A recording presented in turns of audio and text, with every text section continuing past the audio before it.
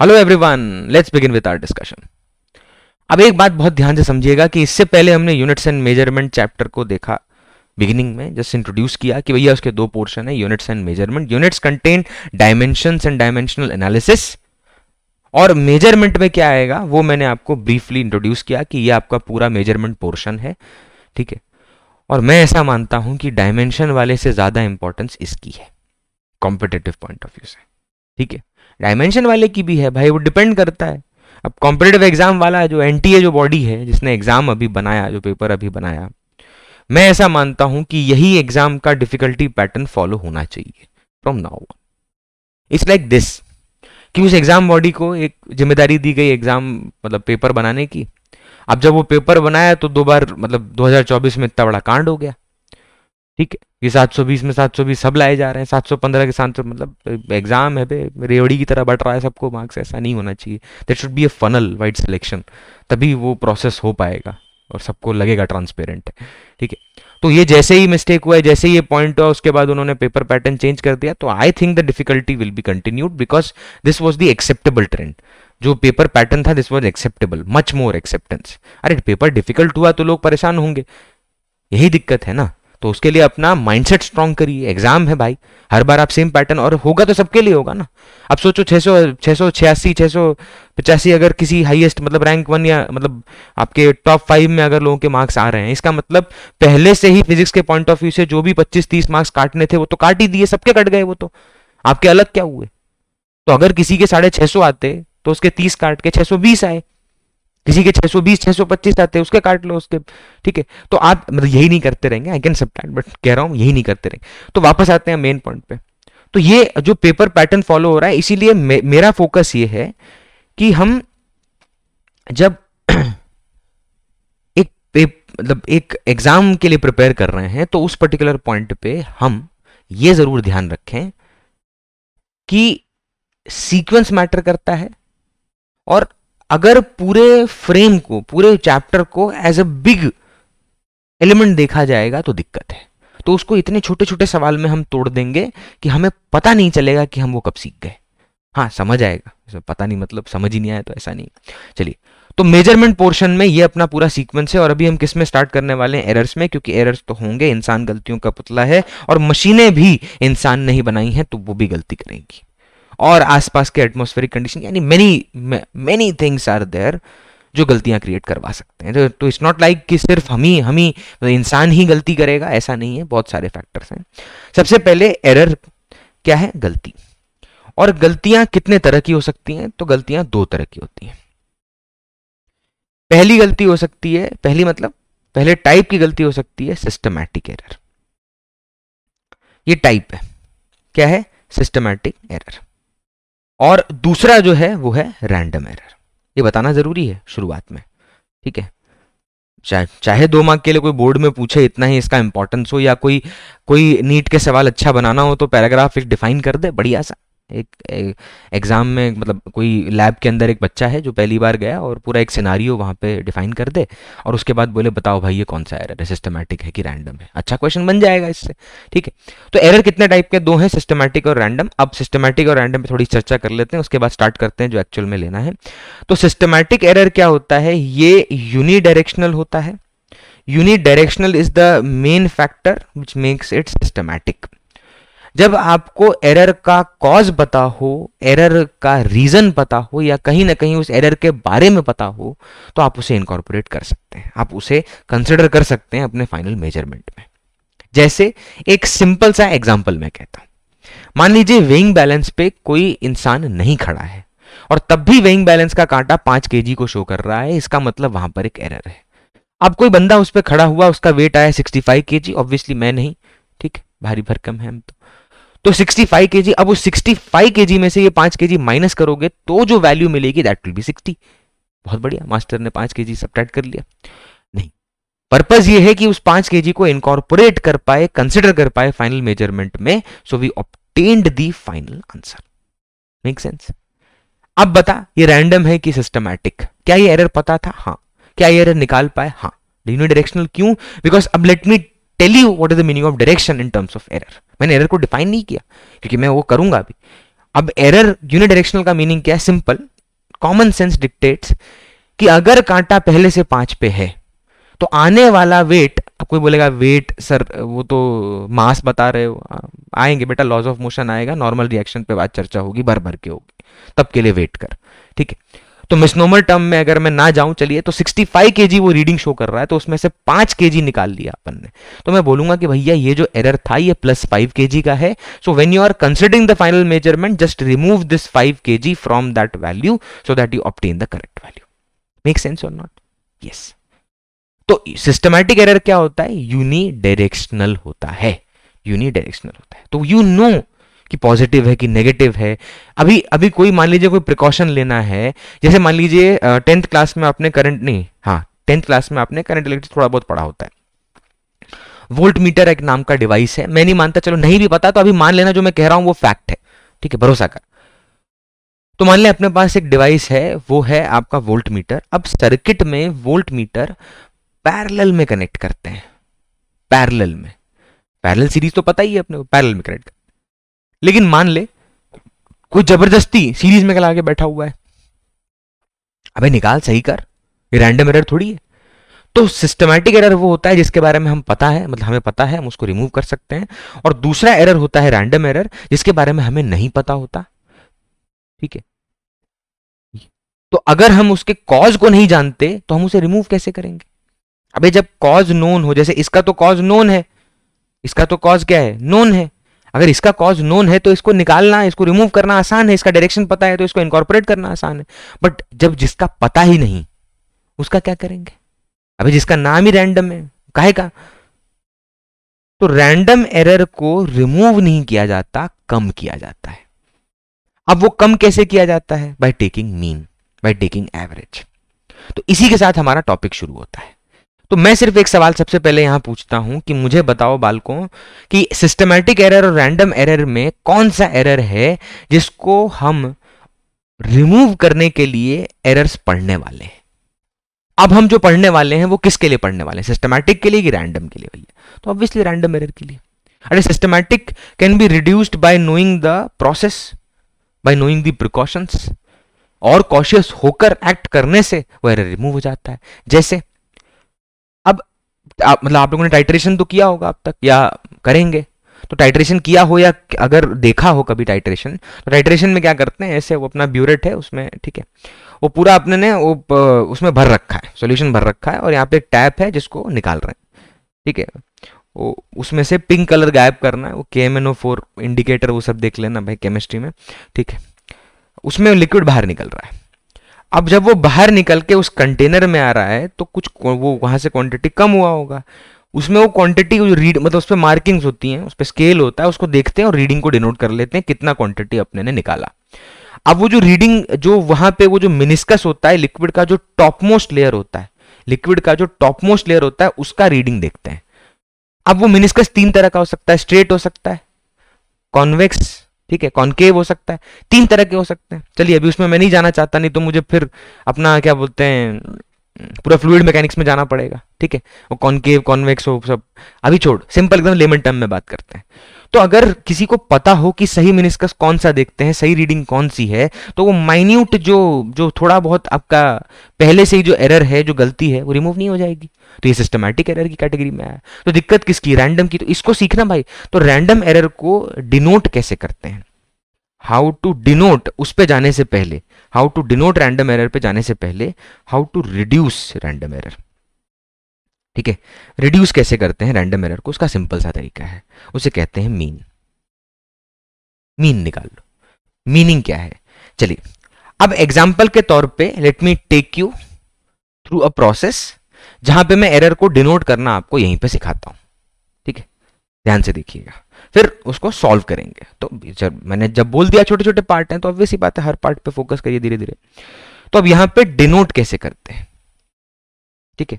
चलिए take it as a question, let's take it as a question, how to denote random error.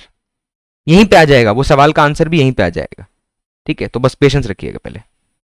How, ये first question है हमारा, how to denote random error. ठीक है, थोड़ा cut गया है क्या कि सही है? ठीक, चलिए। तो हाउ टू डिनोट, अरे ई कहाँ गया बे, हाँ, how to denote random error. ठीक, अब रैंडम एरर को डिनोट करने का क्या तरीका होगा, सुनिएगा ध्यान से, एकदम ध्यान से भाई, पूरा फोकस। ठीक है, इसको आंसर कर रहे हैं अपन। तो सबसे पहले रैंडम एरर को रिड्यूस कैसे करना है, उसी सवाल पे वापस आया, रिड्यूस कैसे करना है। तो रिड्यूस करने का तरीका क्या था, मीन लेना। ठीक है, मीन लेना। चलो एक एग्जांपल के तौर पे शुरू करते हैं, तो पूरी प्रोसेस यहीं पे समझ आ जाएगी। एग्जांपल ये है, लेट्स से ये जो पेन है इसका मुझे लेंथ मेजर करना है। ठीक है, तो जिस फिजिकल क्वांटिटी पे अभी फोकस्ड है ये अपनी फिजिकल क्वांटिटी है, this is our physical quantity, ये अपनी फिजिकल क्वांटिटी है।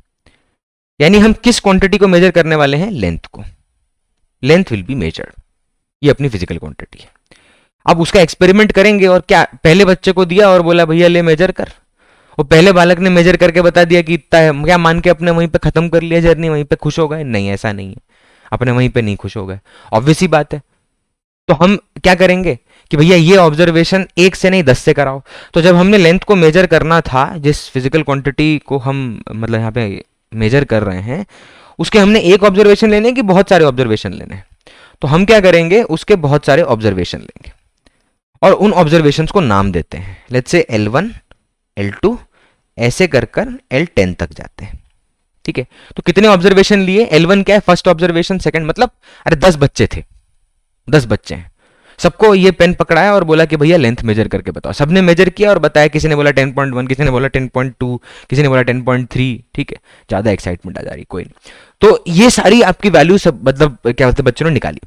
अब ये जो ऑब्जर्वेशन आई उनको मैं लिख नहीं रहा हूं कि निकालने बैठ जाएंगे, उनको नाम दे दिया L1, L2, L3, L जैसे करके L10 तक, 10 ऑब्जर्वेशन लिए अपन ने।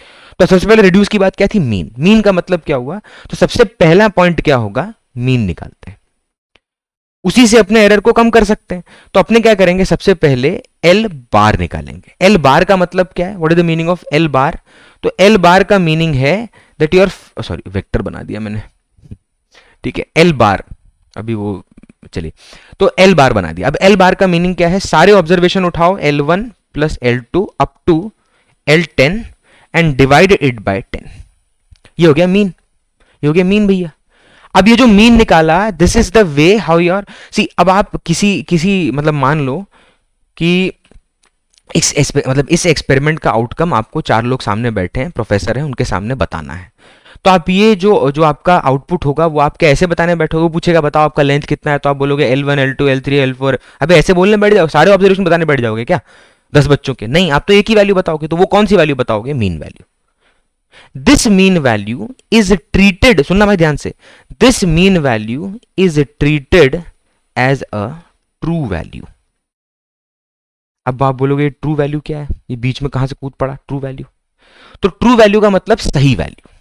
वाह, हिंदी में बता दिया भाई साहब। ट्रू वैल्यू का मीनिंग क्या है समझना। अब ट्रू वैल्यू का इस पेन की अपनी एक एक्चुअल लेंथ होगी, ट्रू लेंथ, वो किसी एक बच्चे के ऑब्जर्वेशन पे डिपेंड नहीं कर रही है। ठीक है, वो मतलब मान लो मैंने इसको वर्ल्ड की जो बेस्ट लैब हो, बेस्ट मेजरमेंट अपैरेटस हो जो लेंथ को मेजर कर सके, उससे मेजर करवाया, तब भी वो सही नहीं होगा, बिकॉज वो भी एक मशीन ही है जो हमने बनाया है। बट मान ले उससे मेजर किया, एंड वो मशीन जो कहती है वो हम पत्थर की लकीर मान लेते हैं, जस्ट मान ले इसको 2 मिनट समझने के लिए।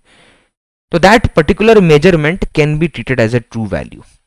इसके अलावा जो मैं 10 बालकों से पूछ के ये ऑब्जर्वेशन लाया, उनके बीच में कुछ गैप होगा कि मान ले इसका एक्चुअल है 10.1, ठीक है, और L1 जो है वो 10.2 है, तो कितना डिफरेंस आएगा 0.1 का। तो ये 0.1 क्या है, दिस इज द एरर। क्या है ये, गलती है। अभी डायरेक्शन पे चिंता मत करना कि सर माइनस करें, कौन पहले आएगा कौन बाद में आएगा, ये सब छोड़ दे, अभी 2 मिनट के लिए रुक जाए। अभी एरर कौन सा है, रैंडम है। रिड्यूस करने की पॉसिबिलिटी क्या है, मीन। मीन निकालने से क्या मिलता है, ये मीन है, उसी को अपने क्या नाम दे रहे हैं, ट्रू वैल्यू। जस्ट थिंक, इस पेन को उस लैब में भेज पाते तब एवरेज निकालते, तब मीन निकालते। अब तो 10 बालकों से ही काम चल रहा है, ठीक, और तो कोई अपने पास बेसिस है नहीं, और तो कोई डेटा सेट है नहीं, इन्हीं 10 के भरोसे पे जो आंसर आएगा वही बता पाएंगे, और कोई तरीका है नहीं, ठीक है, और कोई अपैरेटस नहीं है। तो क्या करो, when you don't have the true value which is provided to you either by question or by the data, then find it by taking mean. अब नोटिस कर, अब एक थंब रूल सुन।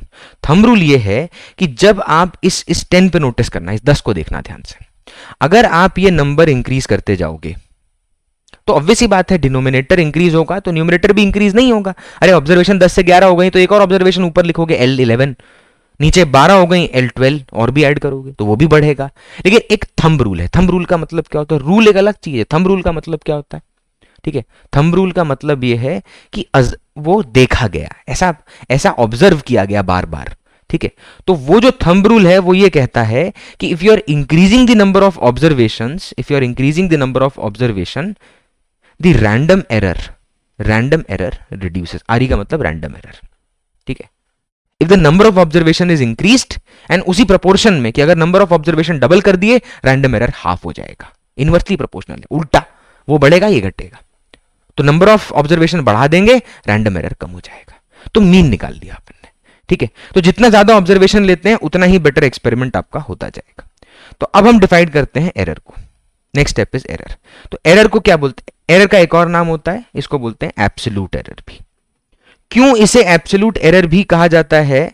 एरर को क्यों एब्सोल्यूट एरर भी कहा, ध्यान दीजिएगा, क्यों एरर को एब्सोल्यूट एरर भी कहा जाता है वो मैं आपको समझाता हूं।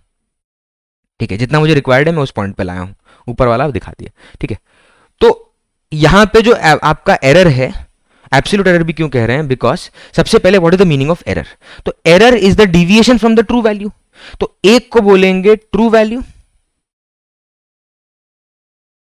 और दूसरे को बोलेंगे ऑब्जर्व्ड वैल्यू। ऑब्जर्व्ड कौन सा? ये जो दिख रहे हैं, ये दिख रहे हैं 10 ऑब्जर्वेशन, ये ऑब्जर्व्ड वैल्यूज है, ऑब्जर्व किया किसी ने, ऑब्जर्व्ड वैल्यूज। ठीक है, मैं इधर थोड़ा ले आता हूं, वो दिख नहीं रहा होगा शायद इसीलिए। हाँ, तो एक है ट्रू वैल्यू और एक है ऑब्जर्व्ड वैल्यू। अब ट्रू वैल्यू और ऑब्जर्व्ड वैल्यू को जब आप सब्ट्रैक्ट करते हैं तो वो जो गैप मिलता है उसे एरर कहते हैं? नहीं, एरर उसके मॉड्यूलस को कहते हैं। अबे तुम्हें क्या पता, ट्रू वैल्यू भी तो तुम्हारी निकाली हुई है, ट्रू वैल्यू भी तो निकाली हुई है ना भाई। तुमको ऑब्जर्व्ड वैल्यू पहले लिखना है, ये ट्रू वैल्यू बाद में लिखना है, ट्रू वैल्यू पहले लिखना है, ऑब्जर्व्ड वैल्यू बाद में लिखना है। ये कैसे पता? तुम्हें क्या पता ट्रू वैल्यू क्या है? तुम तो निकाल ही रहे हो ना उसको बस। So how do you know the direction? How do you know whether this will be positive और नेगेटिव? भैया मैंने बोला इस पेन की लेंथ उस वाले मतलब क्या बोलते लैब में 10.1 है और जिस बच्चे ने मेजर किया 10.2 आया। तो अब ये जो गैप आया ये 0.1 का है। किसी के मन में आएगा सर ये +0.1 है, किसी के मन में आएगा -0.1 है। मैं कह रहा हूं मन में ला ही मत। क्यों? Because this is random error.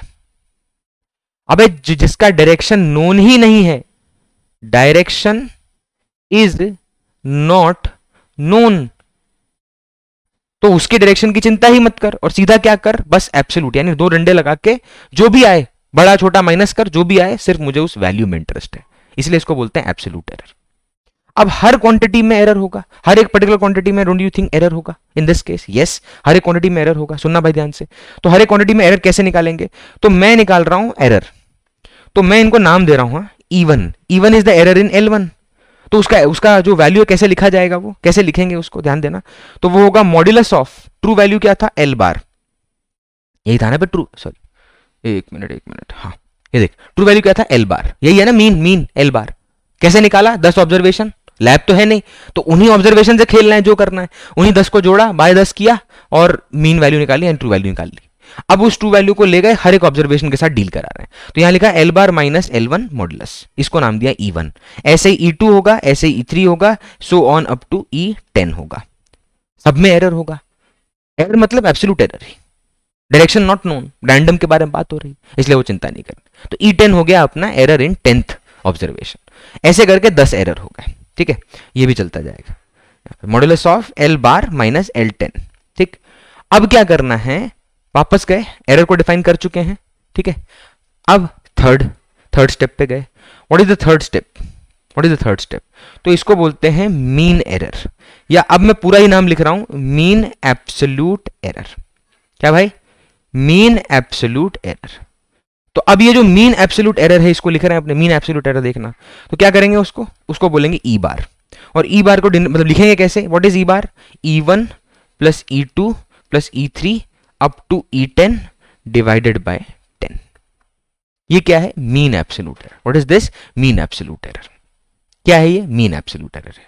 Meaning कि भैया यहां पे जो आपने ऑब्जर्वेशन लिए पहले उनका एवरेज निकाल दिया, वो बन गया ट्रू वैल्यू, और हर एक ऑब्जर्वेशन को ट्रू वैल्यू सब्ट्रैक्ट किया, हमने एब्सोल्यूट एरर निकाला। एरर एब्सोल्यूट है क्योंकि ये रैंडमनेस की बात है, अपने को नहीं पता डायरेक्शन पॉजिटिव है कि नेगेटिव, वो बाद में सीखना, वो अभी रुक जाना, उसको इनकॉर्पोरेट कैसे करना उस पर सब्र रखना, अभी वो पता चलेगा धीरे धीरे, ठीक है। तो चलो ये हुआ, अब आ जाओ फोर्थ पॉइंट पे, ये हो गया mean absolute error. Then denote करने का तरीका होता है रिलेटिव एरर। क्या होता है भाई? रिलेटिव एरर, ठीक है, रिलेटिव एरर। अब रिलेटिव एरर क्या होता है? जब आप मीन वैल्यू जब आप मीन एब्सोल्यूट एरर को मीन वैल्यू से डिवाइड करते हैं तो उसको बोलते हैं रिलेटिव एरर। क्या बोलते हैं? Relative error. और यहीं पर मैं पांचवी चीज भी दिखा दे रहा हूं जिसको हम बोलते हैं परसेंटेज एरर। क्या बोलते हैं भैया? Percentage error. और परसेंटेज एरर का मीनिंग होता है, ध्यान दीजिएगा, परसेंटेज एरर का मीनिंग होता है कि जब आप उसी मीन एब्सोल्यूट एरर को मीन वैल्यू से डिवाइड करें और 100 से मल्टीप्लाई कर दें तो ये आपको दे देगा परसेंटेज एरर, ठीक है। तो कैसे डिनोट कर रहे हैं, लास्ट में डिनोट कैसे हो रहा है, अब सुनना, वो एंड पॉइंट आ गया कि डिनोट कैसे हो रहा है। देख, पूरी प्रोसेस क्या थी, एक एक्सपेरिमेंट किया जिसमें फिजिकल क्वांटिटी लेंथ थी और 10 ऑब्जर्वेशन निकाला, उसका मीन वैल्यू यानी ट्रू वैल्यू फाइंड कर लिया, एरर निकाल लिया, मीन कैलकुलेट कर लिया उसका, ठीक है। पहले एरर निकाला, एब्सोल्यूट एरर, एरर कहिए एब्सोल्यूट एरर कहिए एक का बात है, मॉडुलस लगा के निकालते हैं, उसका मीन निकाल लिया। अब ये जो मीन है ये किसका एरर है? तो ट्रू वैल्यू का एरर है। मीन किसका भाई? मीन एब्सोल्यूट एरर किसका एरर है? वो भी तो एक ही एरर है ना, तो वो एक ही एरर एक ही ऑब्जर्वेशन का है। वो एक ही ऑब्जर्वेशन कौन सी है? एवरेज वैल्यू, मीन वैल्यू, तो वो उसका एरर बन गया। अब उन दोनों को डिवाइड कर दिया तो बन गया रिलेटिव एरर, 100 से मल्टीप्लाई कर दिया तो बन गया परसेंटेज एरर। मीनिंग समझाता हूं मैं इसका, सुनना भाई, ये बड़ा इंपॉर्टेंट है, यही एंड है, this is the last point, ठीक है। फिर उसके बाद अगले वाले लेक्चर में प्रैक्टिस और आगे बढ़ेंगे क्योंकि बहुत कुछ अभी बाकी है। तो आप समझेंगे जो एरर हमने निकाला वो ई बार था, सॉरी ये क्या हुआ, जो एरर हमने निकाला वो क्या था? ई बार, और जो ट्रू वैल्यू हमने निकाली वो है एल बार। हमने इसी सब कुछ जुगाड़ किया। मान ले इसकी वैल्यू है 10 या 10.1 और इसकी वैल्यू है 0.1, तो डिनोट कैसे करेंगे है भैया? चलो सिंपल रखते हैं थोड़ा, तो उससे क्या होगा, परसेंटेज निकालने में आसान रहेगा, नहीं तो फिर वो राउंडिंग ऑफ और वो सब सिग्निफिकेंट फिगर वो सब आने लगेगा बीच में। मान लीजिए ये है आपका 0.1 और ये है आपका 10, सिंपल रखते हैं, ठीक है, ये है 10। जो भी तुमने मतलब जो बच्चों ने एक्सपेरिमेंट किया, सबने मिलके जो भी किया उससे ये सब निकला। तो ई बार है 0.1, एल बार है 10। अब क्या करना है, सुनना ध्यान से। नाउ मुझे एरर को लिखना है, मुझे फाइनल क्वांटिटी लिखना है, तो मैं लिखूंगा फाइनल मेजरमेंट। अच्छा, इस फाइनल मेजरमेंट को जब मैं किसी के पास भेजूं ना तो उसको देखते ही पता चल जाए कि भैया यहां पे क्या क्या हो रहा है। जैसे मैं लिखूंगा final measurement is 10 plus minus 0.1, length है, लेट्स से सेंटीमीटर में मेजर किया तो सेंटीमीटर, ये मेरा फाइनल मेजरमेंट है। क्या है मेरा फाइनल मेजरमेंट, ठीक है। इसको मैं ऐसे भी लिख सकता हूं और इसका एक और तरीका है, मैं वो भी लिख देता हूं, फिर उसके बाद में बात करूंगा, उसके बाद में बात करता हूं। तो मैं लिखता हूं 10 सेंटीमीटर, ठीक है, 10 सेंटीमीटर प्लस माइनस 1%, ठीक है। क्या लिखा? 10 सेंटीमीटर प्लस माइनस 1%। ये मेरा, मैंने फाइनल मेजरमेंट को लिखने का तरीका है। और ये लेक्चर थोड़ा सा लंबा जाएगा, ये वाला। जनरली 15-17 मिनट का मैं लेक्चर लेता हूं एक क्वेश्चन का, लेकिन इसमें थोड़ा ज्यादा इसलिए जा रहा है बिकॉज ये इंट्रोडक्शन पार्ट है। ये सीरियसली नहीं बोला तो बाकी के सारे लेक्चर में हर बार क्वेश्चन में ये देख देख के कंफ्यूज रहेंगे, कर क्यों रहे हैं ये सब, ठीक है, इसलिए सुनना। तो 10 प्लस माइनस 0.1 सेंटीमीटर, उसके बाद है 10 प्लस माइनस 1 सेंटीमीटर, मतलब एक ही ऑब्जर्वेशन है, लेंथ ही है, इस पेन की लेंथ ही है। बट अब होगा क्या कि जब इस पेन के लिए कोई बॉक्स बनाया जाएगा जिसमें इसको रखना होगा, तो मान लीजिए इसकी मदद लेनी है। बॉक्स बनाने वाला देखेगा, अच्छा कंपनी ने जब ये पेन भेजा, बॉक्स बनाने के लिए भेज दिया, ऑर्डर दे दिया 100 बॉक्स का, लेकिन इसमें ये जो मेजरमेंट है इसका करूं क्या मैं? तो उसने बोला भैया 10 सेंटीमीटर मान के चलोगे तो कांड हो जाएगा। इसका मतलब मान के चलो कि बॉक्स बनाते टाइम 10 प्लस 0.1 यानी 10.1 एंड 10 माइनस 0.1 यानी 9.9, यानी आपकी लेंथ पेन की 9.9 से लेके 10.1 के बीच में हो सकती है, 1%। जैसे मेडिसिन में, ठीक है, मेडिसिन मैन्युफैक्चरिंग में, सर्जरी करने में, डॉक्टर आपके जो आपका क्या बोलते हैं मेडिकल प्रोफेशन में, ब्रिज बनाने में इंजीनियर्स के लिए, ठीक है, कंस्ट्रक्शन मटेरियल, बहुत सारी चीज़ें हैं। कोई एरोप्लेन बना रहा है भाई, बहुत सिर्फ ऐसा नहीं कि मेडिकल प्रोफेशन की बात है, सीरियसनेस वहीं रखनी है, वहीं वहीं वहीं मैटर करता है ऑब्जर्वेशंस। नहीं, प्लेन उड़ा रहे हैं, दवाई खाई नहीं, प्लेन उड़ा गिर गया, वहां पे भी बहुत सारी चीज़ें हो सकती हैं। ठीक, तो आप ये समझिए कि ये जो पर्टिकुलर ऑब्जर्वेशन है, मुझे पता चलता है कि 10 centimetre is the observation and it is with an uncertainty, uncertainty, ध्यान दीजिएगा, अनसर्टेनिटी। ठीक है, ये जो अनसर्टेनिटी है यहां पर वो है 0.1 की, इतना नहीं पता। अच्छा, ये 1% क्या है? तो 1%, 10 का 1% क्या होगा? वही 0.1। अरे 10 का 1% क्या होगा? 0.1 ही तो होगा। तो ये भी वही लिखा हुआ है। तो ये डिनोट करने का तरीका, बट ये आया कैसे देखा आपने? पूरा प्रोसेस देखा आपने? शुरू यहां से हुआ था, ऑब्जर्वेशन लिया, सिंपल डेटा मिल गया, ट्रू वैल्यू मीन निकाल लिया, एरर यानी एब्सोल्यूट एरर निकाल लिया मॉडुलस लगाकर, जो भी नंबर आया उनका मीन निकाल लिया। ठीक है, रिलेटिव एरर फाइंड किया, रिलेटिव एरर से परसेंटेज एरर फाइंड किया। यानी जब मैं डिनोट करता हूं फाइनल क्वांटिटी को, तो मुझे क्या क्या चाहिए, ध्यान से देखना। एक तो मुझे ट्रू वैल्यू चाहिए, अरे एल बार, इसमें से एल बार कौन सा है बोलना भाई, इसमें से एल बार क्या है? ये वाला, रुकिए बड़ा ब्रॉड कलर ले लेते हैं, ये है L bar, this is the L bar. And ये क्या है, व्हाट इज दिस? ये है ई बार, ये ई बार और ये एल बार है। ठीक है, ये ई बार और ये एल बार, तो वही तो निकालना था ना। तो उन्हीं को डिवाइड किया, ई बार बाय एल बार किया और 100 से मल्टीप्लाई किया तो क्या मिला? परसेंटेज। अब आप बोलोगे सर ठीक है, परसेंटेज एरर तो समझ आया, यूज हो रहा है, एरर भी समझ आया, यूज हो रहा है, ट्रू वैल्यू भी समझ आया, यूज हो रहा है। ठीक है, रिलेटिव एरर का क्या काम है? रिलेटिव एरर का क्या काम है? सुनना भाई, एग्जांपल, रिलेटिव एरर का ये काम है, ये समझाना है रिलेटिव एरर का, ध्यान से सुनना, रिलेटिव एरर का कि जब आप दो मेजरमेंट को कंपेयर करते हैं, दो ऑब्जर्वेशन को कंपेयर करते हैं, then you deal with relative error. अरे 5 किलोमीटर की रोड मेजर की और 5 सेंटीमीटर का रिमोट मेजर किया, दोनों सेम है क्या? दोनों में गलती सेम होगी क्या? अब वही बोलेगा 5 किलोमीटर में 250 मीटर का एरर है, ज्यादा हो गया, 50 मीटर का एरर है, तो 5 सेंटीमीटर में 0.1 सेंटीमीटर का एरर होगा। तो आप क्या बोलेंगे? अच्छा 0.1 कम है, 100 मीटर ज्यादा है, तो वो एरर ज्यादा हो। अबे ऐसे थोड़ी कंपेयर होगा। Then you will be comparing, मतलब सॉरी कंपेयरिंग, नॉट कंप्लेनिंग, वो जिंदगी में करने से कुछ फायदा नहीं होता। Comparing relative error. ठीक है, चलिए अब इसको यहीं तक रखते हैं। ये आपका सेकंड लेक्चर था इस सीरीज का, जहां पर मैंने ये बताया कि एरर लिखते कैसे हैं। अब मैं इस डिनोशन को नेक्स्ट लेक्चर में, एरर 2 जो आपका सेकंड वाला लेक्चर इसके बाद वाला एरर का कंटिन्यू करेंगे, उसमें समझाता हूं कि कैसे इन चीजों को यूज करते हैं और फाइनल ऑब्जर्वेशन देते हैं। चलिए नेक्स्ट क्लास में मिलेंगे।